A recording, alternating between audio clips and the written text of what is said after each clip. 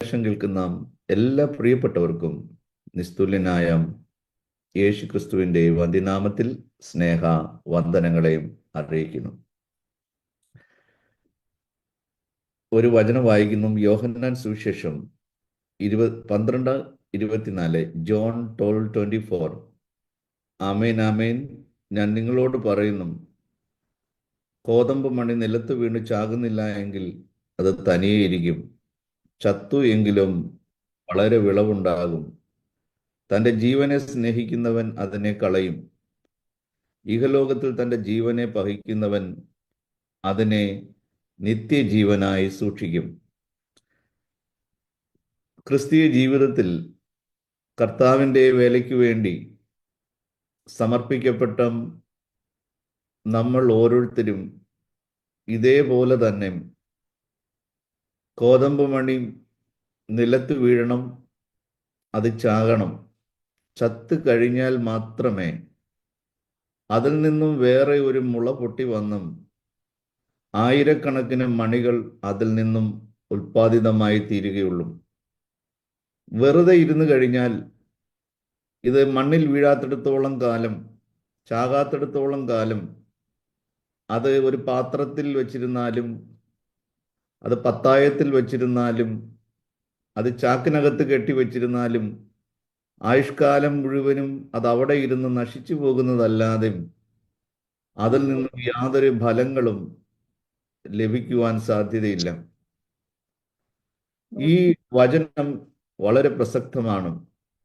ഒരു ക്രിസ്തു വിശ്വാസി ക്രിസ്തുവിനെ അറിഞ്ഞു കഴിയുമ്പോൾ, കർത്താവായ യേശുവിനെ രക്ഷിതാവായി സ്വീകരിച്ചു കഴിയുമ്പോൾ ലോകത്തെ വർജിക്കണം.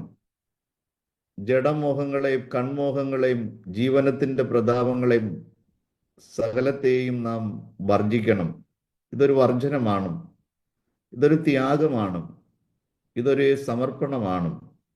കർത്താവായ യേശു ക്രിസ്തു സകല സ്വർഗീയ മഹിമകളെ വെടിഞ്ഞ് ഈ താണ ലോകത്തിലേക്കും മനുഷ്യനായി അവതരിക്കുവാൻ ഇടയായി തീർന്നു. എന്ന് പറഞ്ഞാൽ കൊട്ടാരത്തിൽ നിന്നും കുടിലിലേക്കും ഉള്ള പ്രവേശനം, സകലത്തെയും ത്യജിച്ചു. He emptied himself.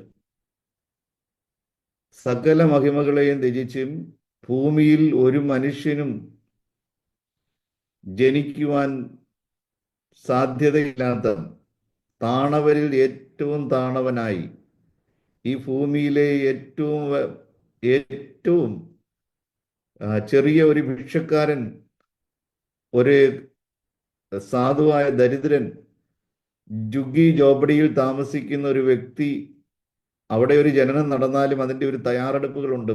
ആ പ്ലാസ്റ്റിക് കൂടിനകത്ത് ആ ഡെലിവറിക്ക് വേണ്ടിയുള്ള ഒരു തയ്യാറെടുപ്പുകളുണ്ട്. എന്നാൽ അതുപോലും ഇല്ലാതെ സത്രമെന്ന് പറയുന്നതും ധർമ്മശാല എന്ന് പറയുന്നതും സകല പരദേശികൾക്കും വന്ന് പാർക്കുവാനുള്ളതാണ്.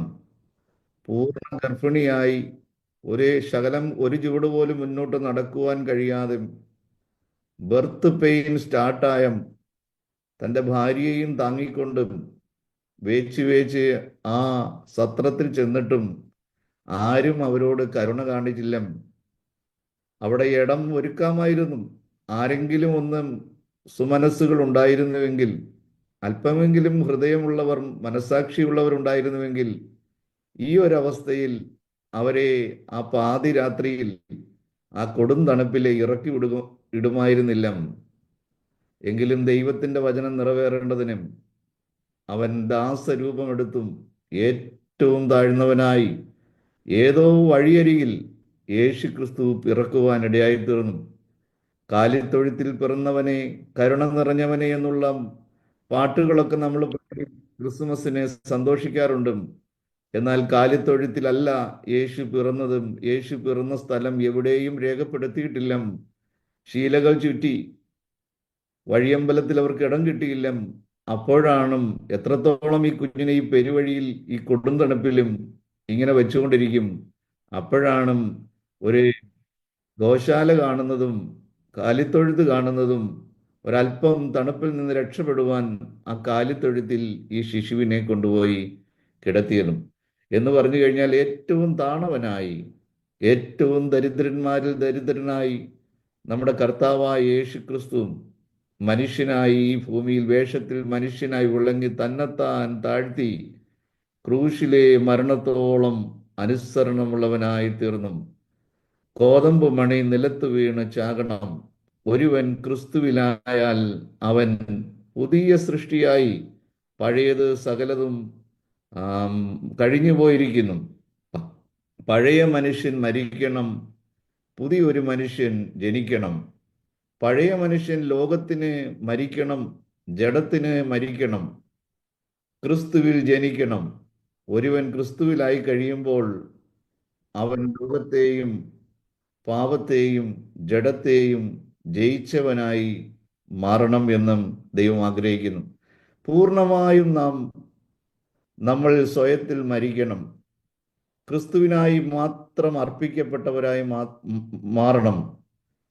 പൗലോസ് പറഞ്ഞതുപോലെ no longer I but Christ lives in me. ഞാനെന്ന് പറയുന്ന വ്യക്തി ഇനിയില്ല, ക്രിസ്തു മാത്രമാണ് എൻ്റെ ജീവിതത്തിൽ ഇനി എല്ലാം. ഞാൻ യേശുവിനോട് കൂടെ ക്രൂശിക്കപ്പെട്ടിരിക്കുന്നു. ഇനി ജീവിക്കുന്നത് ഞാനല്ല, ക്രിസ്തു അത്രയും എന്നിൽ ജീവിക്കുന്നത്. Christ lives in me. അങ്ങനെ ഒരു അനുഭവം, പൂർണ്ണമായും ചത്ത ഒരു അനുഭവം. കോതമ്പ് മണി നിലത്ത് വീണ് ചാകണം. എന്തുകൊണ്ട് ദൈവം നമ്മളെ ഉപയോഗിക്കുന്നില്ല എന്ന് ചോദിച്ചു കഴിഞ്ഞാൽ, ഒരുപക്ഷെ നമ്മൾ ചത്തിട്ടുണ്ടായിട്ടില്ല. നമ്മളിൽ നിന്ന് ഇതുവരെയും ദൈവം ആഗ്രഹിക്കുന്ന രീതിയിൽ ഒരു ഫലം എന്തുകൊണ്ട് പുറപ്പെടുന്നില്ല എന്ന് ചോദിച്ചു കഴിഞ്ഞാൽ, ഇതുവരെയും ഒരുപക്ഷെ നമ്മൾ ഇതുപോലെ ഗോതമ്പ് മണി നിലത്ത് വീണ് ചാകുന്ന ഒരു അനുഭവം നമ്മുടെ ജീവിതത്തിൽ, നമ്മൾ ദൈവത്തിന് വേണ്ടി ജീവിക്കുന്നു, നമുക്ക് വേണ്ടി ജീവിക്കുന്നു, ലോകത്തിന് വേണ്ടി ജീവിക്കുന്നു. ഈ ലോകത്തിലുള്ളതെല്ലാം നമ്മൾ കോൺട്രാക്ട് എടുത്ത് തലയിൽ വെച്ചുകൊണ്ടാണ് നടക്കുന്നതും. അമേരിക്കയിലെ കാര്യങ്ങൾ നമ്മളാണ് നിയന്ത്രിക്കുന്നതും, ഇന്ത്യയിലെ കാര്യങ്ങൾ നമ്മളാണ് നിയന്ത്രിക്കുന്നതും, ലോകത്തിൽ നടക്കുന്നത് പലതും നമ്മുടെ അഭിപ്രായ പ്രകാരമാണ് എന്നൊക്കെയാണ്. ഇതെല്ലാം ഈ ലോകത്തിലുള്ള എല്ലാം നമ്മുടെ തലയിൽ ചുമന്നുകൊണ്ട് നമ്മൾ നടക്കുകയാണ്. നമ്മൾ ജീവിക്കുന്നുണ്ട്. പൂർണ്ണമായിട്ടും ജീവിക്കുന്നുണ്ടോ എന്ന് ചോദിച്ചു കഴിഞ്ഞാൽ, അങ്ങനെ ജീവിക്കുന്നവർ എത്രയുണ്ട് എന്നും കർത്താവിന് മാത്രമേ അറിയുകയുള്ളൂ. നമുക്കറിയാം, വെറും 4ാം ക്ലാസ് മാത്രം പഠിത്തമുണ്ടായിരുന്ന മോഡി 8 മക്കളുണ്ടായിരുന്നു. അപ്പൻ ചെറുപ്പത്തിലെ മരിച്ചുപോയി. വളരെ വികൃതിയായ കുരുത്തക്കേടുള്ള സ്കൂളിൽ ഒന്നും പഠിക്കാത്ത, അമേരിക്കയിലാണെങ്കിലും എഴുത്തും വായനയും ഒന്നും അത്ര വലിയ വശമുണ്ടാകാതിരുന്ന DL മോഡി, ശല്യം സഹിക്കാൻ മേലാതെ ആ അമ്മ കൂലിവേല ചെയ്ത് ജീവിക്കുന്ന, അടുത്തുള്ള വീടുകളിൽ പാത്രം കഴുകി ജീവിക്കുന്ന അമ്മ $5 ഉണ്ടാക്കി അവനെ 900 മൈലുകൾക്ക് അപ്പുറമുള്ള ബോസ്റ്റൺ എന്ന് പറയുന്ന സ്ഥലത്ത് തൻ്റെ ആങ്ങളയുടെ അടുത്തേക്ക് വിട്ടു. അവൻ അവിടെ ചെന്നാൽ നന്നാകുമെന്ന് വിചാരിച്ചു. എന്തായാലും അത് ദൈവത്തിൻ്റെ ഹിതമായിരുന്നു. രക്ഷിക്കപ്പെട്ട് വീണ്ടും ജനിച്ച ആ അമ്മാവൻ്റെ കൂടെ എല്ലാ ദിവസവും പ്രാർത്ഥനയ്ക്ക് ഇരിക്കേണ്ടതായി വന്നു, ദൈവവചനം വായിക്കേണ്ടതായിട്ട് വന്നു, പ്രാർത്ഥിക്കേണ്ടതായിട്ട് വന്നു. ആദ്യമൊക്കെ നിർബന്ധത്താലായിരുന്നു. പക്ഷെ പിന്നീട് എന്തോ ആ ഭവനത്തിൽ വ്യാപരിച്ച ദൈവ സാന്നിധ്യം. അമ്മാവന് ഒരു ഷൂക്കടയുണ്ട്. ആ ഷൂക്കടയിലും ഷൂ പൊതിഞ്ഞു കൊടുക്കുന്ന ജോലിയാണ് ഈ അനന്തരവനായ സഹോദരിയുടെ മകനായി മോഡിക്കുള്ളതും. അങ്ങനെ 17-18 വയസ്സുള്ളപ്പോൾ, ആ സമയമായപ്പോഴത്തേക്കും താൻ യേശുവിനായി തൻ്റെ ഹൃദയം സമർപ്പിച്ചിരുന്നു. വെളിയിലെ 2 മിഷണറിമാർ, ആ കടയുടെ വെളിയിൽ നിന്ന് 2 മിഷണറിമാർ ഇങ്ങനെ സംസാരിക്കുകയാണ്. പൂർണ്ണമായി ദൈവത്തിൻ്റെ കൈകളിലേക്ക് സമർപ്പിച്ചു കൊടുക്കുന്ന ഒരുവനിലൂടെ ദൈവം എന്താണ് ചെയ്യാൻ പോകുന്നത് എന്നും ഇന്ന് വരെ ലോകം കണ്ടിട്ടില്ല. ദൈവത്തിൻ്റെ ആത്മാവ് ചെറുപ്പക്കാരിലേക്ക് വന്നിട്ട് നെഞ്ചത്ത് കൈവച്ചിട്ട് പറഞ്ഞു, ആ മനുഷ്യൻ ഞാനായിരിക്കട്ടെ. കർത്താവെ, എന്നെ ഇതാ പൂർണ്ണമായിട്ടും അവിടുത്തെ ക്രൂശിന്റെ ചുവട്ടിലേക്ക് സമർപ്പിക്കുന്നു. കർത്താവെ, എന്നെ ഇതാ പൂർണ്ണമായിട്ടും നിന്റെ കൈകളിലേക്ക് ഒരു പന്ത് പോലെ ഞാൻ എന്നെ എറിഞ്ഞു തരുന്നു. എൻ്റെ നിയന്ത്രണം മുഴുവനും കർത്താവെ നിനക്കായി ഞാൻ സമർപ്പിക്കുന്നു. ആ സമർപ്പണം നമ്മൾ പലപ്പോഴും പ്രാർത്ഥിക്കുമ്പോൾ പറയുന്ന സമർപ്പണ വാക്കുകളായിരുന്നില്ല. നമ്മൾ സമർപ്പിക്കും, വീണ്ടും നമ്മുടെ വഴിയിലേക്ക് പോകും. വീണ്ടും നമ്മൾ ഒരേ ദൈവവചനം കേട്ട് ഉള്ളിൽ അല്പം ജീവൻ കിട്ടിക്കഴിയുമ്പോൾ വീണ്ടും നമ്മൾ സമർപ്പിക്കും, പുനർസമർപ്പണമൊക്കെ ചെയ്യും. നമ്മൾ എത്രയോ വർഷങ്ങളായിട്ട് പുനർസമർപ്പണങ്ങൾ ചെയ്ത് ഇപ്പോൾ നമ്മൾ ഇങ്ങനെ ഈ ഒരവസ്ഥയിലെത്തി നിൽക്കുകയാണ്. എന്നാൽ ഈ ചെറുപ്പക്കാരന്റെ സമർപ്പണം പൂർണ്ണമായിരുന്നു. അവൻ പറഞ്ഞത് സത്യമായിരുന്നു. അവൻ അവനെ തന്നെ, അവന്റെ സകലതും അവൻ ഒരു പന്ത് പോലെ ദൈവത്തിന്റെ കൈകളിലേക്ക് അവനെ എറിഞ്ഞു കൊടുത്തു. നോക്കണം, വെറും 4-ാം ക്ലാസ് മാത്രം പഠിച്ച, അതും വല്ലപ്പോഴും മാത്രം സ്കൂളിൽ പോയിക്കൊണ്ടിരുന്ന, വികൃതിയായിരുന്ന, അനുസരണം കെട്ടവനായിരുന്ന ആ ചെറുപ്പക്കാരനെ ദൈവം തന്റെ കരങ്ങളിൽ ഏറ്റെടുക്കുവാൻ ഇടയായി തീർന്നു. അമേരിക്കയെ മാത്രമല്ല, യൂറോപ്പിനെ മുഴുവനും ഇളക്കി മറിക്കുന്ന ഒരു വലിയ ആത്മീയ വിപ്ലവത്തിന് അത് കാരണമായി തീരുവാൻ ഇന്നും മോഡി സ്കൂളും ബൈബിൾ സ്കൂളിൽ നിന്നും പഠിച്ചിറങ്ങുന്നവരുടെ മേൽ അതിൻ്റെതായ ഒരു വ്യത്യാസമുണ്ട് നമുക്ക് കാണുവാൻ കഴിയുന്നതാണ്. പ്രിയപ്പെട്ടവരെ, നമ്മളും ഇതേപോലെ തന്നെ കോതമ്പ് മണി നിലത്ത് വീണ് ചാകണം. നമ്മളിൽ എത്ര പേര് സമർപ്പിക്കും? കർത്താവ്, ഇതുവരെയും ഞാൻ ശരിക്കൊന്നും ചത്തിട്ടില്ല. ചത്തതുപോലെയൊക്കെ പലപ്പോഴും എനിക്ക് തോന്നും. പക്ഷേ എന്തെങ്കിലുമൊക്കെ ശബ്ദം അവിടെ ഇവിടെ കേൾക്കുമ്പോൾ ഞാൻ കണ്ണു തുറക്കും. ഞാൻ പലപ്പോഴും വായി തുറക്കും. ഞാൻ പലപ്പോഴും എഴുന്നേറ്റ്, ചത്തു എന്ന് പറയുന്ന ഞാൻ എഴുന്നേറ്റ് നടക്കാൻ വേണ്ടി തുടങ്ങും. ഇങ്ങനെയൊക്കെയുള്ള ഈ അനുഭവങ്ങൾ പലപ്പോഴും നമ്മുടെ ജീവിതത്തിൽ ഇങ്ങനെ സംഭവിക്കാറുണ്ട്. എന്തായാലും പൂർണ്ണ ഹൃദയത്തോടു കൂടെ തന്നെ വീണ്ടും നമുക്കൊന്ന് സമർപ്പിക്കാം. കർത്താവെ, എന്നെ ഇതാ പൂർണ്ണമായിട്ട് വീണ്ടും ഞാൻ അവിടുത്തെ സന്നിധിയിലേക്ക് സമർപ്പിക്കുന്നു. അവിടുന്ന് എൻ്റെ നിയന്ത്രണം മുഴുവനും ഏറ്റെടുക്കണമേ. ഒരു പന്ത് പോലെ എന്നെ ഇതാ ഞാൻ നിന്റെ കൈകളിലേക്ക് എറിഞ്ഞു തരുന്നു. ഞാൻ എനിക്ക് വേണ്ടിയല്ല കർത്താവെ, അങ്ങയ്ക്ക് വേണ്ടി ജീവിക്കാൻ ആഗ്രഹിക്കുന്നു. നമുക്കറിയാം, ഞാൻ പലപ്പോഴും പറഞ്ഞിട്ടുള്ളതാണ്, ലോക മനുഷ്യൻ ജീവിച്ചു കഴിഞ്ഞ് മരിക്കും. എന്നാൽ ദൈവമക്കൾ എന്ന് പറയുന്നത് മരിച്ചു കഴിഞ്ഞിട്ടാണ് ജീവിക്കുന്നത്. പിന്നെ അവൻ എന്തില്ല? മരണമില്ല. ലോക മനുഷ്യൻ ജീവിച്ചു കഴിഞ്ഞ് മരിക്കും. പക്ഷേ ദൈവമക്കൾ മരിച്ചു കഴിഞ്ഞിട്ടാണ് ജീവിതം ആരംഭിക്കുന്നത്. 2 കൊരിന്ത്യർ 5:14 ക്രിസ്തുവിന്റെ സ്നേഹം ഞങ്ങളെ നിർബന്ധിക്കുന്നു. 2 കൊരിന്ത്യർ 5:14 എല്ലാവർക്കും വേണ്ടി ഒരുവൻ മരിച്ചിരിക്കെ എല്ലാവരും മരിച്ചു എന്നും ജീവിക്കുന്നവർ ഇനി തങ്ങൾക്കായിട്ടല്ല തങ്ങൾക്ക് വേണ്ടി മരിച്ച് ഉയർത്തവനായിട്ട് തന്നെ ജീവിക്കേണ്ടതിനും അവൻ എല്ലാവർക്കും വേണ്ടി മരിച്ചു എന്ന് ഞങ്ങൾ നിർണയിച്ചിരിക്കുന്നു. അതെ, എല്ലാവർക്കും വേണ്ടി ഒരുവൻ മരിച്ചു. അപ്പം നമ്മളും എന്ത് ചെയ്യണം? മരിക്കണം. നമ്മളും ചാകണം. ഗോതമ്പ് മണി നിലത്ത് വീണ് ചത്തതുപോലെ നമ്മളും ചാകണം. ഒരു കാര്യം ഉറപ്പാണ്, കർത്താവിന് വേണ്ടി ജീവിക്കണമെങ്കിൽ നമുക്ക് വേണ്ടിയുള്ള ജീവിതം അവസാനിപ്പിച്ചുവെങ്കിൽ മാത്രമേ നമുക്ക് കർത്താവിന് വേണ്ടി ജീവിക്കുവാൻ സാധിക്കത്തുള്ളൂ. പലപ്പോഴും നമുക്കത് സാധിക്കുന്നില്ല. നാം ഇപ്പോഴും നമ്മുടെ കുടുംബത്തിന് വേണ്ടി ജീവിക്കുന്നു, മക്കൾക്ക് വേണ്ടി ജീവിക്കുന്നു. ചിലർ സഭയ്ക്ക് വേണ്ടിയാണ് ജീവിക്കുന്നത്. ഏതാ? ദൈവസഭയ്ക്കല്ല. അവരെ ആക്കിയിരിക്കുന്ന കോഴഞ്ചേരി സഭ, തിരുവല്ല സഭ, മട്ടാഞ്ചേരി സഭ, അല്ലെങ്കിൽ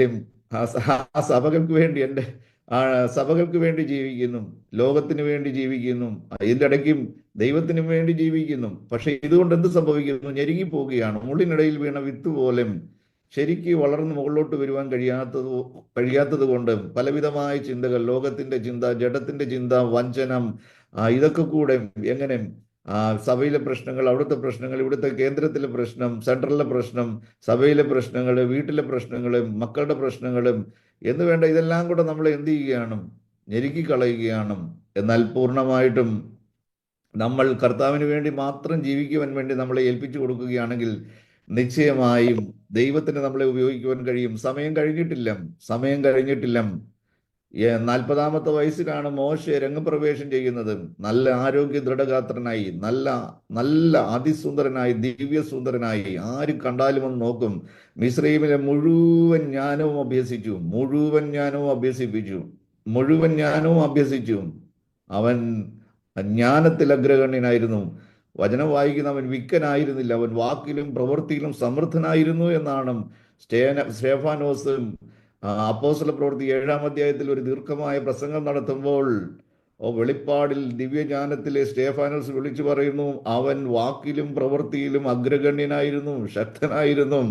പക്ഷെ വിക്കനായി പോയത് 40 വർഷം ആരോടും സംസാരിക്കാനില്ലാതെ ആടുകളുടെ കൂടെ നടന്നും നാവെല്ലാം കട്ടിപിടിച്ചും സംസാരിക്കാൻ കഴിയാതെ അവസാനം നമുക്കറിയാം ഹമാസിന്റെ പിടിയിൽ നിന്നും രക്ഷപ്പെട്ട ഹോളോകോസ്റ്റിലെ അഥവാ നാസി തടങ്കിൽ നിന്ന് കടന്നു വന്നതുപോലെ ചില ആളുകൾ അസ്ഥിമഞ്ജരങ്ങളായി പുറത്തേക്ക് വന്നും അവർക്ക് സംസാരിക്കുവാൻ കഴിയുമായിരുന്നില്ല. അവർക്ക് നടക്കാൻ പോലും അവർ നടക്കുന്നത് മറന്നുപോയി എന്നാണ് എഴുതി വെച്ചിരിക്കുന്നത്. നടക്കാൻ അവർക്ക് അറിയത്തില്ല, നടക്കാൻ മറന്നുപോയി. കാരണം വർഷങ്ങളായി ഈ ഈ ഗുഹയ്ക്കകത്തും ഈ ടണലിനകത്തും 10-60 അടി താഴ്ചയിലുള്ള സൂര്യപ്രകാശം എത്താത്ത ഈ ഒരു മനുഷ്യന് നിന്ന് തിരിയാൻ കഴിയുന്നതും ഈ ടണലിനകത്ത് ഇട്ടിട്ടിട്ട് അവർ നടക്കാൻ മറന്നുപോയി. നമ്മൾ കാണുന്നുണ്ട് രണ്ട് ഹമാസുമാര്, അവർ രണ്ട് സൈഡിൽ നിന്ന് ഇവരെ താങ്ങി പിടിച്ചുകൊണ്ടാണ് ഇങ്ങനെ എടുത്തുകൊണ്ട് പോകുന്നത് പോലാണ് അവരെ ആ സ്റ്റേജിനകത്ത് കൊണ്ടുപോയി കയറ്റുന്ന കാഴ്ച നമ്മൾ കണ്ടതും. ഇവിടെ 40 വർഷമായിട്ട് മോശ ആരോടും സംസാരിക്കാനില്ലാതെ ഈ ആടുകളുടെ കൂടെ ഈ മരുഭൂമിയിൽ അലഞ്ഞും ആ സംസാരം പോലും നഷ്ടപ്പെട്ടു, നാക്ക് തടിച്ച് വലുതായി. അപ്പം വിക്കനായി തീരുവാനിടയായി തീർന്നു. മോശ വിചാരിച്ചു 40-ാമത്തെ വയസ്സിലാണ് എന്നെ ദൈവത്തിന് ഉപയോഗിക്കുവാൻ കഴിയുന്നത്. അപ്പോഴും മോശ മരിച്ചിട്ടുണ്ടായിരുന്നില്ല, കോതമ്പ് വീണ് നിലത്ത് വീണ് ചത്തിട്ടുണ്ടായിരുന്നില്ല. അപ്പോഴും മോശയ്ക്കറിയാം, ഞാനല്ലാതെ ആരാണ് ഇവരെ വിടിവിക്കുവാൻ കഴിയുന്നത്? എൻ്റെ അത്രയും ജ്ഞാനമുള്ള, എനിക്ക് അധികാരമുണ്ട്, ഞാൻ പ്രിൻസ് ആണ്, ഞാൻ ഈജിപ്തിലെ ഫറവോന്റെ കൊട്ടാരത്തിൽ വളരുന്ന ഞാൻ ശക്തനാണ്, എനിക്ക് അല്ലാതെ ആർക്ക് ഇവരെ വിടുവിക്കുവാൻ കഴിയുമെന്നുള്ള ചിന്തയൊക്കെ തൻ്റെ ഉള്ളിലുണ്ടായിരുന്നു. പക്ഷെ ദൈവത്തിന്റെ സമയമായില്ല, മോശ ചത്തിട്ടില്ലായിരുന്നു. അങ്ങനെയാണ് ഈജിപ്ഷ്യനെ ഒറ്റയടിക്ക് കൊന്നും അവനെ മണ്ണിനകത്ത് അവനെ പൂഴ്ത്തിക്കളയുവാൻ, അവനെ മൂടിക്കളയുവാൻ ഇടയായി തീർന്നു. എന്നിട്ട് മോശ ജീവനും കൊണ്ട് ഓടുന്ന കാഴ്ചയാണ് നമ്മൾ കാണുന്നത്. ഇസ്രായേൽ മക്കൾ തങ്ങളുടെ രക്ഷകനാണ് എന്ന് വിചാരിച്ച് രണ്ട് കൈകൊണ്ടും തന്നെ സ്വീകരിക്കുമെന്ന് വിചാരിച്ച ആ മോശയോട് ഇസ്രായേൽ മക്കൾ പറയാണ്, നിന്നെ ഞങ്ങൾക്ക് ന്യായകർത്താവായി വെച്ചത് ആരാണ്? ആരാ നിന്നെ അപ്പോയിന്റ് ചെയ്തത്? നീ ഞങ്ങളെ ഭരിക്കാനൊന്നും വരണ്ട, നീ ഞങ്ങളെ നിയന്ത്രിക്കാൻ വേണ്ടിയൊന്നും വരണ്ട. ഇന്നലെ ഈജിപ്ഷ്യനെ അടിച്ചു കൊന്നതുപോലെ ഞങ്ങളെ അടിച്ചു കൊണ്ടാൻ വന്നതുണ്ടല്ലോ, വിവരം അറിയുമെന്ന് പറഞ്ഞു. അത് കേട്ടപ്പോൾ ഭയപ്പെട്ടു പോയി. തന്നെ രണ്ട് കൈകളും നീട്ടി സ്വീകരിക്കും, എന്നെ അവരുടെ രക്ഷകനായി സ്വീകരിക്കും, എന്നെ അവരുടെ നേതാവായി സ്വീകരിക്കുമെന്നൊക്കെ വിചാരിച്ച് നെഞ്ചി വിരിച്ച് ഭയങ്കര ഗെറ്റപ്പോടുകൂടെ ഗമയോടുകൂടെ തൻ്റെ ഇടത്തോടുകൂടെ ചെന്നതാണ്. പക്ഷേ ആ അടി കൊണ്ട് പുറം മുഴുവനും അടികൊണ്ട് പെടഞ്ഞു നടക്കുന്ന ആ ഞാഞ്ഞൂലി യഹൂദൻ പറഞ്ഞു കഴിഞ്ഞപ്പോഴത്തേക്ക് ഇവൻ ജീവനും കൊണ്ട് അവിടെ നിന്ന് ഓടുവാൻ ഇടയായിത്തീർന്നു. അവസാനം സകല പ്രതീക്ഷകളും അസ്തമിച്ചു, എല്ലാം അസ്തമിച്ചു. അവസാനം ആ അമ്മായിയപ്പൻ്റെ ആടുകളെ മരുഭൂമിയിലെ മേയിച്ച് ഇത്രോവിന്റെ യിത്രോവിന്റെ അങ്ങനെ 40 വർഷം കഴിയുവാൻ ഇടയായി തീർന്നു. അപ്പോൾ ദൈവത്തിന് മനസ്സിലായി, ഇവൻ ചത്തു, ഇവൻ പൂർണ്ണമായിട്ടും ചത്തിരിക്കുന്നു, ഇവനെന്ന് പറയുന്ന മനുഷ്യൻ ഇനി ഇല്ല.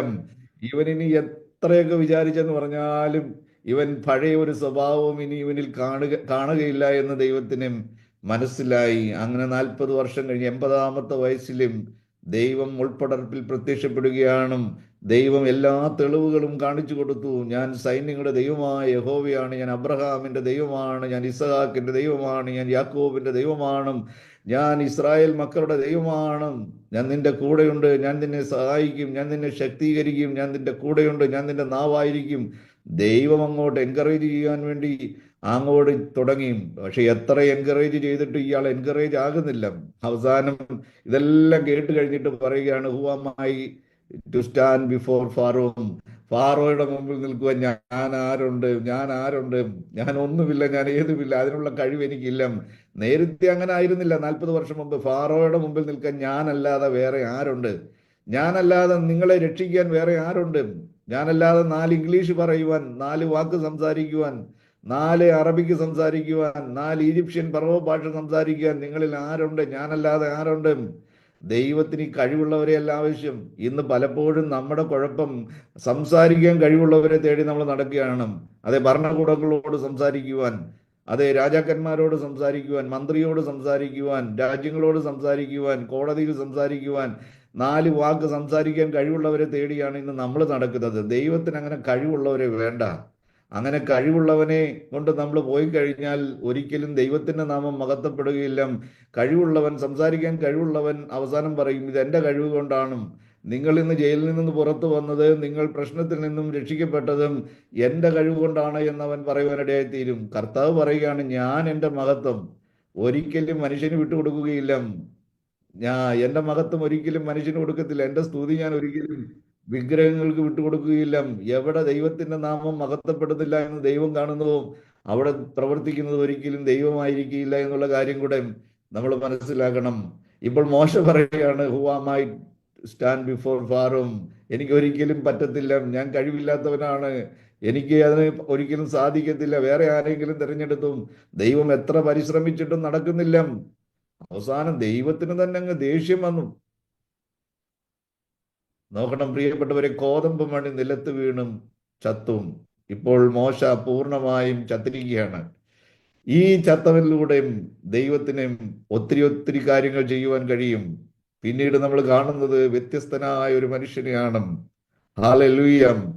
മോശയുടെ പണ്ടത്തെ സ്വഭാവം വെച്ച് നോക്കിക്കഴിഞ്ഞാൽ ഈജിപ്ഷ്യ ഈ ഈ ഈ ഇസ്രായേൽ മക്കള് ഇസ്രായേൽ മക്കൾ കാണിക്കുന്ന ഓരോ തോന്നിവാസം, പറയുന്ന വാക്കുകൾ, ഹൃദയത്തിൽ കുത്തുകൊള്ളുന്ന, പ്രകോപനം സൃഷ്ടിക്കുന്ന, കൈയില്ലാത്തവൻ കൈ പണിഞ്ഞു വെച്ച് അടി കൊടുക്കുന്ന പരിപാടികളാണ് ഇസ്രായേൽ മക്കള് പറഞ്ഞുകൊണ്ടേയിരുന്നത്, ചെയ്തുകൊണ്ടേയിരുന്നതും.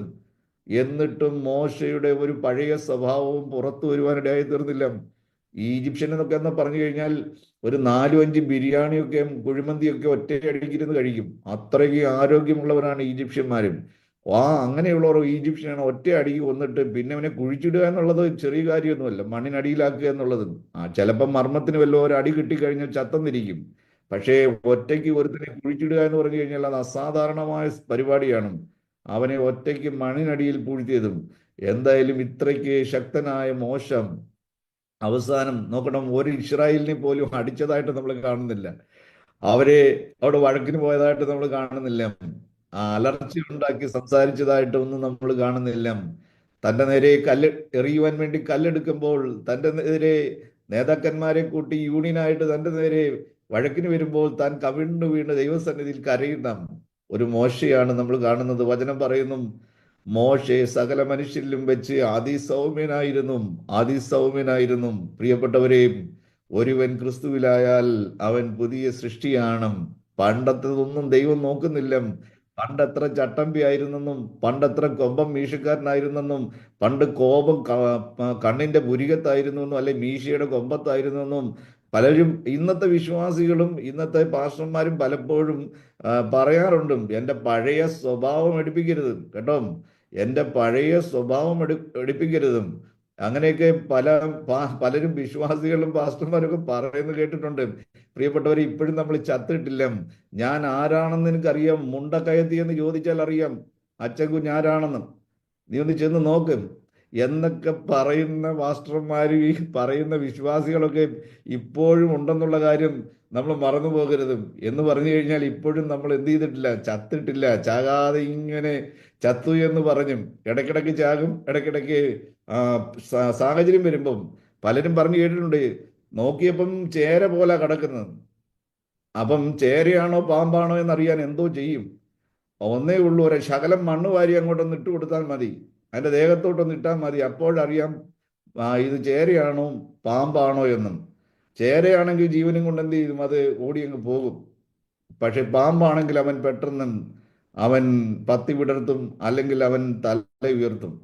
അപ്പം നമ്മൾ ആരാണെന്ന് അറിയണമെങ്കിൽ അല്പം പ്രകോപനം, അല്പം നമുക്കെതിരെ എന്തെങ്കിലും ഒരു അലിഗേഷൻ, അല്ലെങ്കിൽ നമ്മൾ ചെയ്തിട്ടില്ലാത്ത എന്തെങ്കിലുമൊക്കെ പ്രവൃത്തികൾ നമ്മൾ ചെയ്തു എന്ന് പറഞ്ഞ അപവാദങ്ങളൊക്കെ പറയുമ്പോൾ, നമ്മളെക്കുറിച്ച് കൊതിഞ്ഞുണകളൊക്കെ പറഞ്ഞും പ്രചരിപ്പിക്കുമ്പോൾ പലപ്പോഴും നമ്മൾ അസഹിഷ്ണുക്കളാക്കാറുണ്ട്.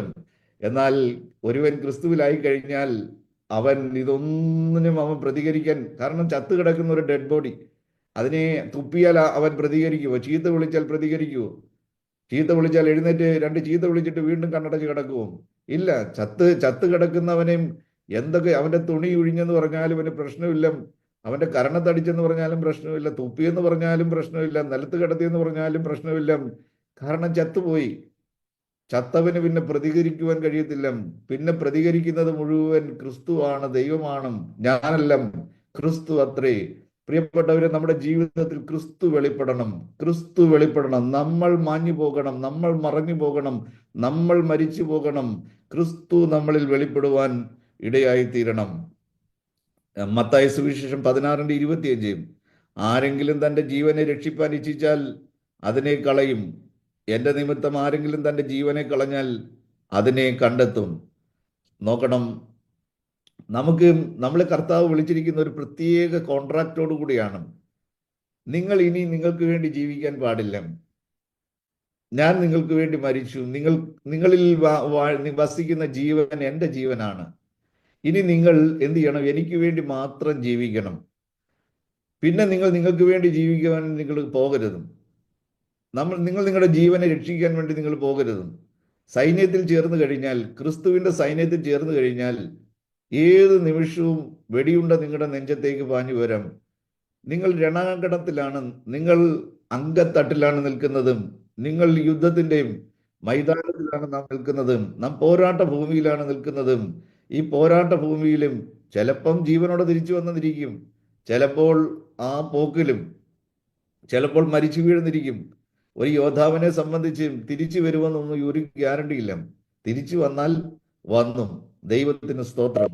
അങ്ങനെ ഒരു അനുഭവമായിരിക്കണം നമ്മുടെ ജീവിതത്തിൽ. വെളിപ്പാട് 12:11 അവർ അവനെ കുഞ്ഞാടിന്റെ രക്തം ഹേതുവായിട്ടും തങ്ങളുടെ സാക്ഷ്യവചനം ഹേതുവായിട്ടും ജയിച്ചു, മരണപര്യന്തം തങ്ങളുടെ പ്രാണനെ സ്നേഹിച്ചില്ല. നാം ഒരിക്കലും നമ്മുടെ പ്രാണനെ സ്നേഹിക്കരുതും. നാം ക്രിസ്തുവിനെ സ്നേഹിക്കണം. എത്ര കാലം ജീവിച്ചിരിക്കുന്നുവോ അത്ര കാലവും നാം കർത്താവിന് വേണ്ടി ജീവിക്കുന്നവരായി തീരണം. ചിലരെ ദീർഘായുസ് വേണ്ടി മരിക്കാൻ പലർക്കും ആഗ്രഹമില്ല, ജീവിക്കാനാണ് കൊതി. ഇതപ്പം ദൈവം ആഗ്രഹിക്കുന്നത് 40 വർഷം ചെയ്യേണ്ടുന്ന കാര്യം 80 വർഷമായിട്ടും ചെയ്യുന്നില്ലെങ്കിൽ ഈ ആയുസ് കൊണ്ട് എന്തോ പ്രയോജനമാണ്? ഭൂമിക്ക് ഭാരമെന്നല്ലാതെ. നമ്മൾ വിചാരിക്കും വീട്ടുകാർക്കൊക്കെ നമ്മളെ കൊണ്ട് ആവശ്യമുണ്ട്, മക്കൾക്ക് നമ്മളെ കൊണ്ട് ആവശ്യമുണ്ടായിരിക്കും, നാട്ടുകാർക്ക് നമ്മളെ കൊണ്ട് ആവശ്യമുണ്ടായിരിക്കും. മക്കൾ വിചാരിക്കുന്നത് അപ്പൻ ജീവിച്ചിരുന്നു കഴിഞ്ഞാൽ വീട്ടിലൊരാളായാലും അറ്റ്ലീസ്റ്റ് വീട്ടിലെ ചില കാര്യങ്ങളൊക്കെ അപ്പനെ കൊണ്ട് ചെയ്യിക്കുവാൻ വേണ്ടി കഴിയും. ചില സാധനങ്ങളൊക്കെ കടയിൽ നിന്ന് വാങ്ങിച്ചുകൊണ്ട് വരാൻ കഴിയും. പിള്ളേരെ നോക്കാൻ വേണ്ടി അപ്പൻ വീട്ടിലുണ്ടെങ്കിൽ, അപ്പച്ചൻ വീട്ടിലുണ്ടെങ്കിൽ കൊച്ചുമക്കളെയൊക്കെ ഒന്ന് നോക്കിക്കൊള്ളും. നാട്ടുകാർക്ക് പ്രയോജനം, വീട്ടുകാർക്ക് പ്രയോജനമുണ്ട്. ചെറിയ ചെറിയ കാര്യങ്ങളൊക്കെ ചെയ്യും, കൃഷിയൊക്കെ ചെയ്യും, കറിക്കൊക്കെ അരിഞ്ഞു കൊടുക്കും, വേണമെങ്കിൽ അല്പം ചോറും കറിയൊക്കെ ഉണ്ടാക്കി കൊടുക്കും. അങ്ങനെയും അവർക്ക് വീട്ടുകാർക്കൊക്കെ നമ്മളെ കൊണ്ട് പ്രയോജനമുണ്ട്. പലപ്പോഴും ഇവർ നെഞ്ചത്തടിച്ച് കരയുന്ന കാര്യം എന്തുവാണെന്നറിയാമോ? ഈ മരിക്കുമ്പം. കാരണം ആ ഹെൽപ്പ് മുഴുവൻ നഷ്ടപ്പെട്ടു. ഒരു മകള് പറഞ്ഞത്, ഇന്നലെയും അപ്പൻ സ്കൂട്ടിക്കകത്ത് പോയി ചന്തയിൽ പോയി സാധനം മേടിച്ചുകൊണ്ട് വന്ന അപ്പനാണ്, ഇപ്പൊ നിശ്ചലമായി കിടക്കുകയാണ്. ഇനി സ്കൂട്ടിക്കകത്ത് പോയി ചന്തയിൽ പോയി മീൻ മേടിച്ചുകൊണ്ട് വരാൻ ആളില്ല, അരി മേടിച്ചുകൊണ്ട് വരാൻ ആളില്ല, പച്ചക്കറി മേടിക്കാൻ ആളില്ല, പശുവിന് തീറ്റി കൊടുക്കാൻ അപ്പനില്ല. ആ ഒരു വേദനയാണ്. അല്ലാതെ എൻ്റെ ജീവന്റെ ജീവനായ അപ്പൻ പോയി എന്നുള്ള വേദനയേക്കാൾ വലുത് നാളെ ഇതൊക്കെ ചെയ്യാൻ വേണ്ടി ആരുമില്ല. പലരുടെയും വേദന ഇതാണ്. ഈ മരിക്കുമ്പോഴുള്ള ഈ സങ്കടം എന്നൊക്കെ പറയുന്നത് ഇതാണ്. ആളിനെ കൊണ്ടുള്ള പ്രയോജനം നഷ്ടപ്പെട്ടിരിക്കുന്നു. പ്രിയപ്പെട്ടവരും, നഷ്ടം ക്രിസ്തുവിനായിരിക്കണം. നമ്മുടെ ജീവനാണെങ്കിലും നമ്മുടെ മരണമാണെങ്കിലും നമ്മളെ കൊണ്ടുള്ള ലാഭം മുഴുവനും ക്രിസ്തുവിനായിരിക്കണം. അല്ലാതെ നമ്മുടെ മക്കൾക്കോ കൊച്ചുമക്കൾക്കോ എന്തെങ്കിലും ഒരു പ്രയോജനം ഉണ്ടാകുകയെല്ലാം അതെല്ലാം ഇവിടെ തീരും. ഒരു കാര്യം സത്യം, പലരും വിചാരിക്കും ഞാനില്ലെങ്കിൽ എൻ്റെ കുടുംബം, എൻ്റെ ഭാര്യ എങ്ങനെ ജീവിക്കും, ഞാനില്ലെങ്കിൽ എൻ്റെ മക്കൾ എങ്ങനെ വളരും. ഇപ്പം തന്നെ എന്ത് കഷ്ടപ്പെട്ട ഈ കുഞ്ഞുങ്ങളെ ഒന്ന് വളർത്തുന്നതും. അപ്പൊ ഞാനും കൂടെ ഇല്ലാതായി പോയി കഴിഞ്ഞാൽ എൻ്റെ കുടുംബത്തിന്റെ അവസ്ഥ എന്തായി തീരും? പ്രിയപ്പെട്ട, ഒരു കാര്യം ഞാൻ പറയാം, വിളിച്ച ദൈവം വിശ്വസനാണ്. നമ്മളെക്കാൾ നന്നായിട്ട് നമ്മുടെ ഭാര്യയെ നോക്കുവാൻ, നമ്മളെക്കാൾ നന്നായിട്ട് നമ്മുടെ കുഞ്ഞുങ്ങളെ നോക്കുവാൻ ദൈവം എത്രയോ വിശ്വസനാണെന്ന് അറിയാമോ? എത്രയോ വലിയവനാണെന്ന് അറിയാമോ? കാരണം ദൈവം ആർക്കും കടക്കാരനല്ല. എത്രയോ അനുഭവങ്ങളും എത്രയോ ദൈവദാസന്മാരും ചെറുപ്രായത്തിൽ അവരെ ഈ ലോകം വിട്ടു പോകുവാൻ യാത്രയായി. എത്രയോ ദൈവദാസിമാർ, എത്രയോ വിശ്വാസ മക്കളും ചെറിയ പ്രായത്തിൽ 2-3 കുഞ്ഞുങ്ങൾ വിധവകളായി തീരുവാനിടയായി തീർന്നു. പക്ഷെ അവരെല്ലാം ഒരാളിനെ പോലും ദൈവം കൈവിട്ടിട്ടില്ല. അവരെല്ലാം ദൈവം അവർ പണ്ട് ജീവിച്ചതിനേക്കാൾ എത്രയോ ശ്രേഷ്ഠമായിട്ട് ദൈവം അവരെ നടത്തിയിട്ടുണ്ടെന്നറിയാമോ? അതുകൊണ്ട് ഇങ്ങനെയുള്ള കൺസെപ്റ്റുകളെല്ലാം നമ്മുടെ ഉള്ളിൽ നിന്നും മാറ്റണം.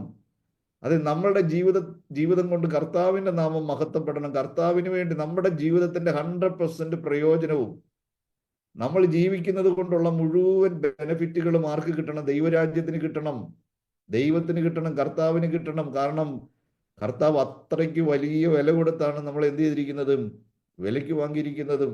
ചങ്കിലെ ചോര തന്നും പിടഞ്ഞ് പിടഞ്ഞ് പിടഞ്ഞ് പിടഞ്ഞ് മരിക്കുമ്പോൾ, അടിയേറ്റ് നിലത്ത് താഴെ കിടന്ന് അടിയേറ്റ് പിടയുമ്പോൾ, നിലത്തെ താഴെയിട്ട് ചവിട്ടുമ്പോൾ, വസ്ത്രമൊഴിഞ്ഞ് അവഹേളിക്കുമ്പോൾ, അപമാനിക്കുമ്പോൾ, പരിഹസിക്കുമ്പോൾ, നിന്ദിതനായി തീർന്നപ്പോഴും, പുറത്തെ മാംസം മുഴുവൻ അടിയേറ്റ് പറഞ്ഞു പോകുമ്പോൾ, അസ്ഥി വേദന കൊണ്ട് പിടയുമ്പോൾ, താടിരോമങ്ങൾ പിച്ചി പറിച്ചെടുക്കപ്പെടുമ്പോൾ, തലയിലെ മുൾക്കിരീടം വെച്ച് അടിച്ച് തല മുഴുവനും മുള്ളുകൾ ആഴ്ന്നിറങ്ങി വേദന കൊണ്ട് പിടയുമ്പോൾ, നെഞ്ചും മാറും വിലപ്പുറവും കുന്തം കൊണ്ട് കുത്തിക്കീറുമ്പോൾ, ആളല്ല എന്ന് തോന്നുമാറ് അടിയേറ്റ് വികൃതമായി വിരൂപനായി തീർന്നു ക്രൂശിൽ കിടന്ന് പിടയ്ക്കുന്ന കർത്താവ് എന്തിനു വേണ്ടിയാണെന്നറിയാമോ?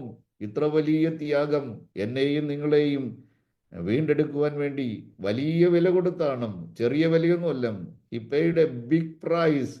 നമുക്ക് വേണ്ടി അവൻ വലിയ വില കൊടുത്ത് നമ്മളെ വിലയ്ക്ക് വാങ്ങി. അതുകൊണ്ട് ദൈവത്തിന് നമ്മൾ അഭിമാനമുള്ള മക്കളായി തീരണം, പ്രയോജനമുള്ളവരായി തീരണം. ഒരിക്കലും ദൈവത്തിന് പരിശുദ്ധാത്മാവ് ദുഃഖിക്കാൻ പാടില്ല. നമ്മളെ വീണ്ടെടുത്ത്, ഇത്ര വലിയ വില കൊടുത്ത് നമ്മളെ വീണ്ടെടുത്തത് കൊണ്ട് ദൈവനാമം ദുഷിക്കപ്പെടാൻ പാടില്ല. മറിച്ച് നാം ദൈവത്തിന് അഭിമാനമുള്ള മക്കളായിരിക്കണം. ഒരു നിമിഷം പോലും നാം വൃഥാവാക്കി കളയരുതും. ലഭിക്കുന്ന നിമിഷങ്ങളെല്ലാം ദൈവത്തിന് പ്രയോജനമുള്ളവരായി തീരണം. കർത്താവിന് വേണ്ടി എൻ്റെ ആഗ്രഹം, എൻ്റെ പ്രാർത്ഥന, അഹോരാത്രം കർത്താവിന് വേണ്ടി അധ്വാനിക്കണം. സത്യമാണ്, മുട്ടുവേദനയുണ്ട്, നെക്ക് പെയിൻ ഉണ്ട്, ബാക്ക് പെയിൻ ഉണ്ട്, ഷോൾഡർ പെയിൻ ഉണ്ട്, സ്ട്രെയിറ്റ് ആയിട്ട് കിടക്കാൻ ബുദ്ധിമുട്ടുണ്ട്, നിൽക്കാൻ ബുദ്ധിമുട്ടുണ്ട്, ഒത്തിരി ഒത്തിരി ഒത്തിരി ശാരീരികമായ ബുദ്ധിമുട്ടുകളും പ്രയാസങ്ങളും ഒക്കെ ഉണ്ട്. പക്ഷെ ഇതൊക്കെയാണെന്ന് പറഞ്ഞിട്ടും കുത്തിയിരുന്നിട്ട് കരയുകയെല്ലാം, കുഴമ്പും തേച്ചിട്ടും അല്ലെങ്കിൽ മുറിവെണ്ണയും തേച്ചിട്ട് വീട്ടിനകത്ത് കുത്തിയിരിക്കുകയെല്ലാം. നിൽക്കുവാൻ കഴിവുണ്ടെങ്കിൽ, നടക്കുവാൻ കഴിവുണ്ടെങ്കിൽ, അതേ ജീവനുള്ളിടത്തോളം പാടും പാടും ഞാൻ യേശുവിനും ജീവൻ പോവോളം നന്ദിയോടെ എന്ന് പറഞ്ഞതുപോലെ അത് യാത്ര ചെയ്യും ഞാൻ ക്രൂശിയെ നോക്കി. എൻ്റെ അവസാന ശ്വാസം വരെയും ഞാൻ അഹോരാത്രം കർത്താവിന് വേണ്ടി അധ്വാനിക്കണം.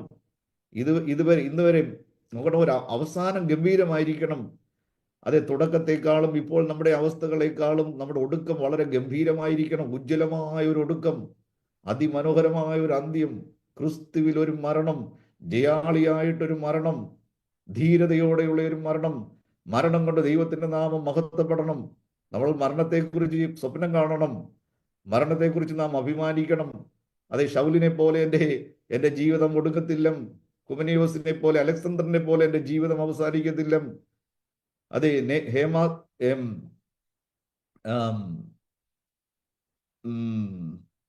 ദേമാസിനെ പോലെ എൻ്റെ ജീവിതം അവസാനിക്കുകയില്ല. അതേ, പൗലോസിനെ പോലെ ഒരു അന്ത്യം എനിക്ക് ലഭിക്കും.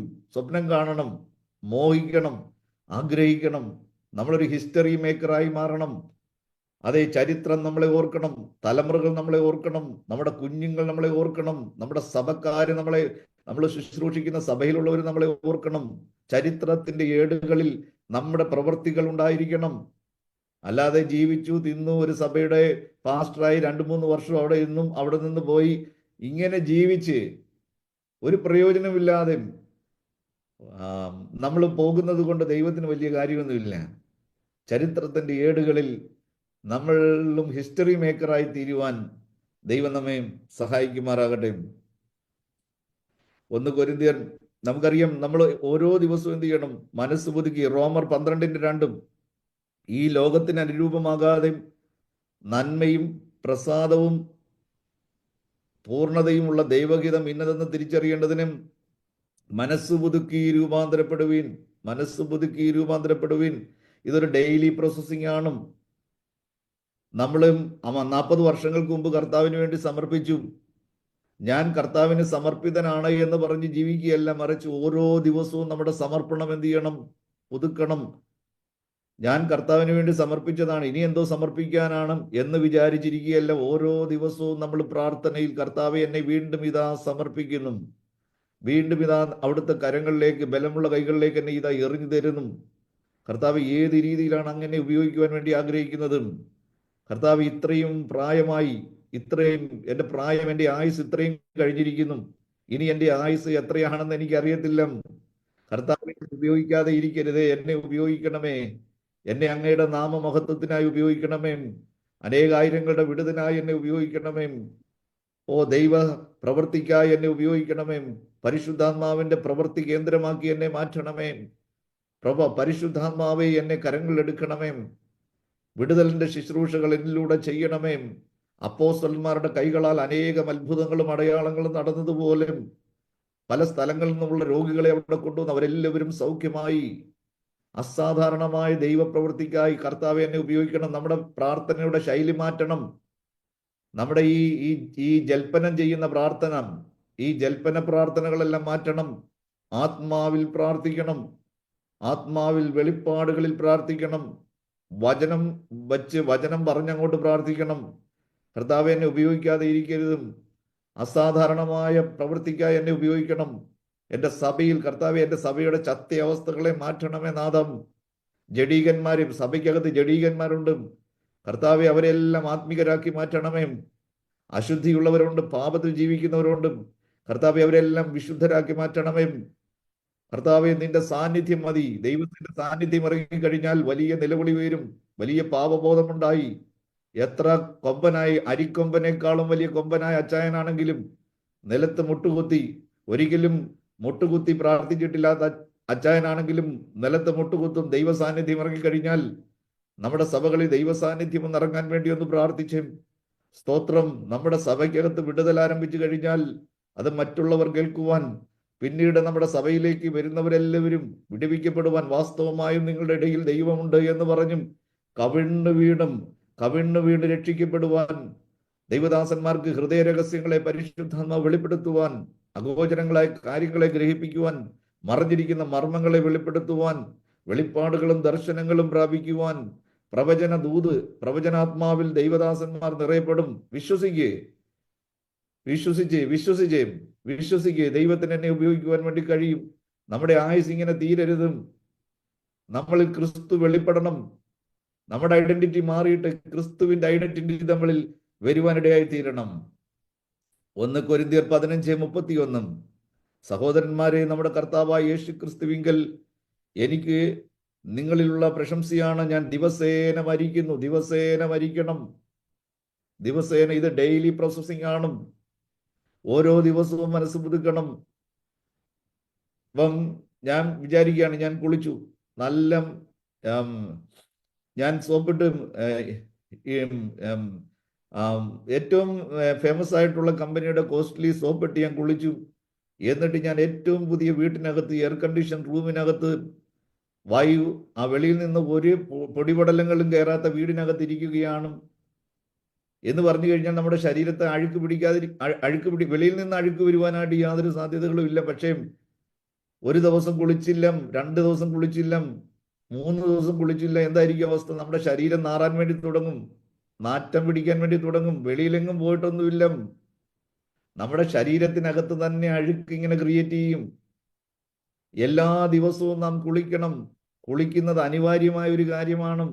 അത് നമ്മുടെ ശരീരത്തിന്റെ ആരോഗ്യത്തിനും വിശുദ്ധിക്കും അത് അത്യാവശ്യമാണ്. അതേപോലെ തന്നെ നമ്മുടെ മനസ്സ്, നമ്മുടെ ഹൃദയം ഓരോ ദിവസവും രൂപാന്തരം പ്രാപിക്കണം. ഡയാലിസിസ് പേഷ്യന്റ് ആഴ്ചയിൽ 2 ദിവസം എന്ത് ചെയ്തുകൊണ്ടിരിക്കണം? അവരുടെ ബ്ലഡ് മാറ്റിക്കൊണ്ടിരിക്കണം. അയ്യോ, അതും ബ്ലഡ് ആയിരുന്നല്ലോ, എന്തിനാ എല്ലാ ആഴ്ചയിലും 2 പ്രാവശ്യം ബ്ലഡ് മാറ്റേണ്ടത് എന്താണെന്ന് ചോദിച്ചു കഴിഞ്ഞാൽ നോക്കണം, ആ ബ്ലഡ് അത് 2 ദിവസം കഴിയുമ്പോഴത്തേക്കും, 3 ദിവസം കഴിയുമ്പോഴത്തേക്കും അത് അശുദ്ധമായി തീരുകയാണ്. അതിനെ മാറ്റിയിട്ട് പുതിയ ബ്ലഡ് കുത്തി കൊടുക്കുകയാണ്. നമ്മൾ ഓരോ ദിവസവും മനസ്സ് പുതുക്കണം, രൂപാന്തരം പ്രാപിക്കണം. ഓരോ ദിവസവും കൃപമേൽ കൃപ പ്രാപിക്കണം, ശക്തിമേൽ ശക്തി പ്രാപിക്കണം. നമ്മൾ ദിവസവും മാറണം. കഴിഞ്ഞ ആഴ്ചയിൽ സമർപ്പണം പോരാം, ഇന്നലെ സമർപ്പിച്ച സമർപ്പണം പോരാം, ഇന്ന് പുതിയ സമർപ്പണം നമുക്കുണ്ടായിരിക്കണം. കർത്താവിന് സ്തോത്രം. ഇവിടെ പറയുകയാണ്, പൗലോസ് പറയാണ്, ഞാൻ ദിവസേന മരിക്കുകയാണ്, ദിവസേന ഞാൻ മരിക്കുകയാണ്. പ്രിയപ്പെട്ടവരെയും, സാധു സുന്ദർ സിംഗും ഇങ്ങനെ പറഞ്ഞു, കർത്താവിന് വേണ്ടി മരിക്കുന്നത് വളരെ നിസ്സാരമാണ്, വളരെ എളുപ്പമാണ്. പലരും പറഞ്ഞു കേട്ടിട്ടുണ്ട്, കർത്താവിന് വേണ്ടി മരിക്കുവാൻ ഞാൻ തയ്യാറാണ്, ഞാൻ കർത്താവിന് വേണ്ടി മരിക്കും. ഇത് ഇങ്ങനെ ഒത്തിരി സാക്ഷ്യങ്ങൾ നമ്മൾ കേട്ടിട്ടുണ്ട്. അപ്പൊ സാധു സുന്ദർ സിംഗ് പറഞ്ഞത് ഇങ്ങനെയാണ്, കർത്താവിന് വേണ്ടി മരിക്കാൻ വളരെ എളുപ്പമാണ്. ഒരു വെടി ഏറ്റുകഴിഞ്ഞാൽ, ഒരു കത്തി കൊണ്ടാണെങ്കിലോ വാളുകൊണ്ടാണെങ്കിലോ കല്ലേറ് കൊണ്ടാണെങ്കിലോ നിങ്ങൾ വേഗത്തിൽ മരിക്കും. 5-10 മിനിറ്റ് കൊണ്ട് നിങ്ങൾ മരിക്കും. പക്ഷേ ഒരു ദിവസം ക്രിസ്തുവിന് വേണ്ടി ജീവിക്കണമെങ്കിൽ പല പ്രാവശ്യം ഞാൻ ദിവസവും മരിക്കേണ്ടിയിരിക്കുന്നു. ഒരു ദിവസം ഒരു ജയജീവിതം നയിക്കണമെങ്കിൽ, ഒരു വിശുദ്ധ ജീവിതം നയിക്കണമെങ്കിൽ പല പ്രാവശ്യം മരിച്ചെങ്കിൽ മാത്രമേ ഒരു ദിവസം എനിക്ക് ജയജീവിതം നയിക്കുവാൻ വേണ്ടി സാധിക്കത്തുള്ളൂ. പ്രിയപ്പെട്ടവരെയും, ദിവസേന ഞാൻ മരിക്കുന്നു. അതെ, ഞാൻ ചലിക്കുന്നുണ്ട്, ഞാൻ സംസാരിക്കുന്നുണ്ട്, ഞാൻ നടക്കുന്നുണ്ട്, പക്ഷെ ദിവസവും ഞാൻ മരിക്കുകയാണ്. കോതമ്പ് മണി നിലത്ത് വീണ് മരിക്കുകയാണ്. അങ്ങനെയെങ്കിൽ മാത്രമേ നമ്മുടെ ജീവിതത്തിൽ ഫലം കായ്ക്കുവാൻ വേണ്ടി കഴിയത്തുള്ളൂ. നമ്മുടെ ജഡസ്വഭാവങ്ങളെല്ലാം മാറണം, ജഡമയമായതെല്ലാം മാറണം. നമ്മൾ 100% ആത്മീകരായി മാറണം. നാം വിശുദ്ധരായി തീരണം. പകുതി വിശുദ്ധനും പകുതി അശുദ്ധനുമല്ല, നാം പൂർണ്ണമായും വിശുദ്ധരായി തീരണം. വിശുദ്ധി നമ്മളിൽ വെളിപ്പെടണം. കറ, ചുളുക്കം, മാലിന്യം, വാട്ടം എന്നിവയൊന്നുമില്ലാത്ത ശുദ്ധവും ശുഭ്രവുമായ വസ്ത്രം ധരിച്ചു നിൽക്കുന്ന നിർമ്മല കന്യകയായ മണവാട്ടി, കളങ്കമില്ലാത്ത മണവാട്ടി, ഊനമില്ലാത്ത മണവാട്ടി, പാതിവൃത്യമുള്ള മണവാട്ടി, അശുദ്ധി ഒട്ടും ലവലേശമില്ലാത്ത മണവാട്ടി. സ്തോത്രം. റോമാലേഖനം 8:12 വായിക്കുന്നു, ആകയാൽ സഹോദരന്മാരെ, നാം ജഡത്തെ അനുസരിച്ച് ജീവിക്കേണ്ടതും ജഡത്തിനല്ല കടക്കാരനാകുന്നതും.